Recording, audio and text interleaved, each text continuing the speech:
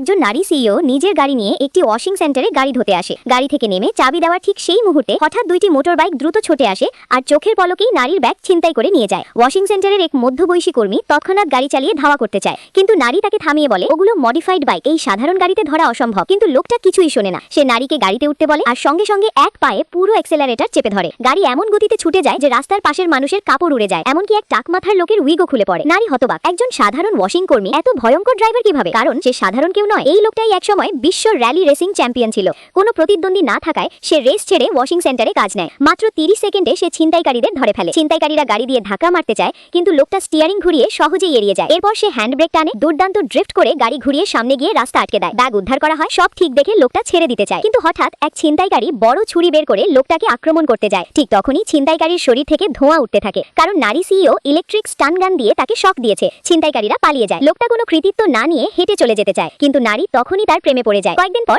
অনেকগুলো বিলাসবহুল গাড়ি ওয়াশিং সেন্টারে আসে। এক তরুণ রেসার নেমে আসে। সে লোকটার ছেলে। ছেলেটা এখন দেশের র্যালি চ্যাম্পিয়ন এবং বাবাকে বড় বাড়িতে নিয়ে যেতে চায়, কিন্তু বাবা রাজি হয় না। সে শুধু শান্তিতে গাড়ি ধুতে চায়। ছেলে বাড়ির কাগজ আর গাড়ির চাবি রেখে চলে যায়। এরপর ছেলেটা বড় পুরস্কারের লোভে একটি অবৈধ রেসে নামে আর সেখানে ফাঁদে পড়ে যায়। এই রেসের পেছনের মালিক সেই নারী সিইও। একই সময়ে লোকটা নিজের হোটেলে খেতে গিয়ে নারীর সঙ্গে আবার দেখা পায়। সেখানেই জানা যায় এই লোকটাই আসলে হোটেলের মালিক। হঠাৎ ফোন আসে, ছেলে দুর্ঘটনায় পড়েছে। লোকটা ছুটে যায়। ছেলে আত্মহত্যা করতে চাইলে বাবা থামিয়ে বলে মরার আগে চল হিসেবটা মিটিয়ে আসি। শেষে রেস শুরু হয়। সবাই একজন ওয়াশিং কর্মীকে দেখে হাসে। লোকটা শান্তভাবে বলে বাঁক নেওয়ার সময় ড্রিফট নয়, নিয়ন্ত্রণই আসল। রেস শুরু হয় আর সবাই হতবাক।